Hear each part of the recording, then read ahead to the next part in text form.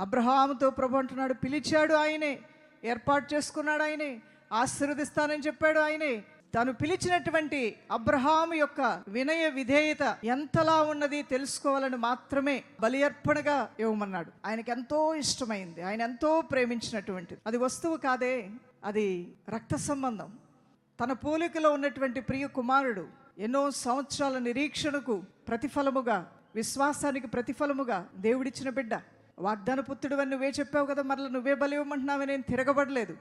తిరుగుబాటు చేయడానికి అవకాశం ఉన్నా, తప్పించుకోవడానికి అవకాశం ఉన్నా, సాకు చెప్పేసి దేవుని పిలుపులోంచి, ఏర్పాట్లోంచి వెనకకు పారిపోవటానికి అవకాశం ఉన్నా, తనకంటూ ఒక స్వచిత్తము, సొంత ఇష్టము, సొంత మనస్సు ఉన్నా, వాటన్నిటినీ ఒక పక్కన పెట్టి దైవ చిత్తానికి లోబడిన అబ్రహామును దేవుడు ఆకాశ నక్షత్రముల వలె ఆయన సంతానాన్ని దేవుడు దీవించాడు. What a dedication, what a commitment, what a obedience. ఎంత గొప్ప అద్భుతమైన సమర్పణ, ఎంత గొప్ప అద్భుతమైన విధేయత.